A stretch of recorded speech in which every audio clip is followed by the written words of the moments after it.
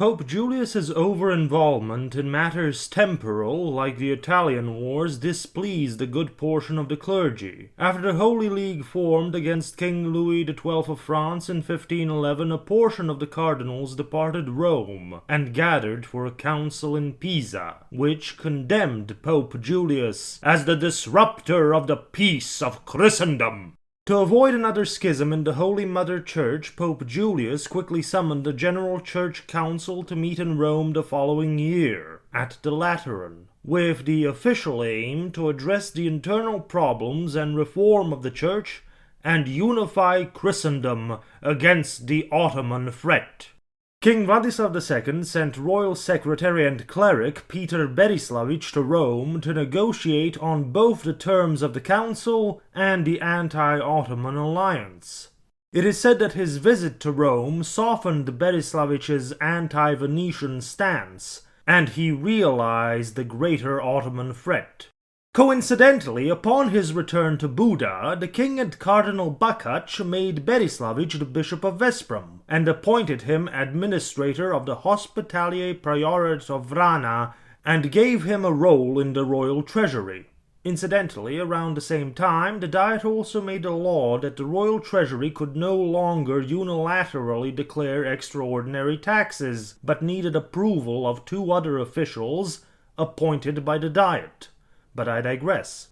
In early 1512, King Wladislav was informed that Sultan Bayezid was open to another 7-year peace. This came after the Ottomans had chipped away at Vladislav's defenses, taking fortifications along the valley of the river Neretva. But any prospect of this peace soon disappeared when Sultan Bayezid was overthrown by a Janissary revolt, led by his son Selim, who was made the new sultan. And he was far less keen on peace. Coincidentally, soon after this sultanic succession, Pope Julius II opened the Lateran Council in May of 1512. At the council, Archbishop Bernardin Zane of Split warned the Church Fathers that they should not feel safe just because they live far away from the Turks. If you leave your neighbor's house on fire, then your other neighbor will leave you when yours catches fire. But the Archbishop's warnings were not heeded. The council went on debating and discussing matters of church reform, while Pope Julius focused on the Italian situation and anti-French coalition building. As the council dragged through 1512, the situation on the Ottoman front deteriorated. The key fortress of Srebrenik fell to the Ottomans, along with others. Several fortifications in the area of the Cetina River were also conquered. The fortress of Sinj, which is said to have been manned by 5 men, was only saved because the Cetina River flooded and prevented an Ottoman siege. But it would fall in the following years. The defense of the realm of St. Stephen was fragmenting. The central authorities struggled to coordinate a joint defense, as the estates wanted to defend their own lands and areas of interest. The problem was acute in Dalmatia, Croatia, and Slavonia, with successive Bans struggling to get the Croatian and Slavonian estates to cooperate. A new Ban was appointed in 1513, Bishop Peter Berislavich, who managed to get the Croatian and Slavonian estates to assemble a joint army and repel the Ottomans near Dubica on the Una. At the same time, on the other side of the realm, Stephen Batory also defeated an Ottoman incursion. I would like to note that there are at least 2 Stephen Batorys alive at this time, and I don't know which Stephen Batory the books are referring to in this instance. Back in Rome, the Lateran Council continued into 1513, when it was interrupted by the passing of Pope Julius II. Cardinal Bakac finally saw his chance to become the next heir of St. Peter, and he drew upon all of his diplomatic skill, connections, and influence, and was rewarded with 8 votes on the first ballot, short of the required 17. After negotiations, Bakac joined with other cardinals to elect Giovanni Lorenzo di Medici as the new Pope Leo X. The new pope was far more inclined to support anti-Ottoman efforts. He quickly authorized more funds to be sent to the realm of St. Stephen, and he also named Cardinal Bakac as papal legate and authorized him to proclaim a crusade, in the hopes that the rulers of Europe could join together in common cause for the sake of Christendom.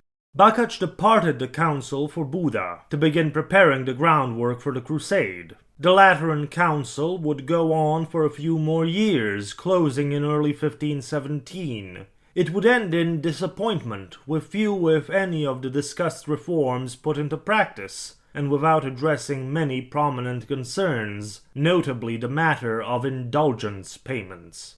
In Hungary, Bakac presented the crusading bull to the Diet in early 1514. He asked the estates of the realm to join a new crusade against the Ottomans. The estates refused. Bakac decided to go ahead with the crusade anyway. He appears to have thought that if he mobilized the people who were in favor of the crusade, others would follow. All the churches and preachers across the realm repeated the cardinal's call. Some minor nobility began to assemble near Pest, along with tens of thousands of peasants, who were encouraged to join the Crusader army by Franciscan friars. The mass of peasants grew steadily through April of 1514. It didn't take long for the nobility of the realm to notice that their peasants were leaving their lands, so they tried to stop them, which led to conflicts between the nobles and their peasants. Soon other peasants began refusing to work or pay their dues in protest of not being allowed to go on crusade, or because they couldn't do the work without the people who left on the crusade. By refusing to fight in a crusade, that is, perform their highest duty, the nobility was losing the moral authority it had over the peasantry, who were now, encouraged by the priesthood, taking up arms and refusing to carry out their duty since the nobility wasn't doing theirs. One could say that the entire feudal societal order was about to break apart at its seams.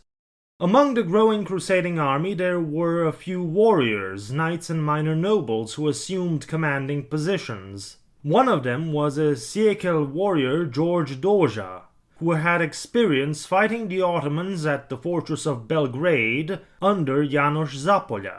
He was soon recognized as the commander of a great portion of the peasant crusaders, and under his command, around the 9th of May, the mass of peasants began moving southwards. It didn't take long for the army to run into problems as the peasants had no supplies, so as they marched, they plundered.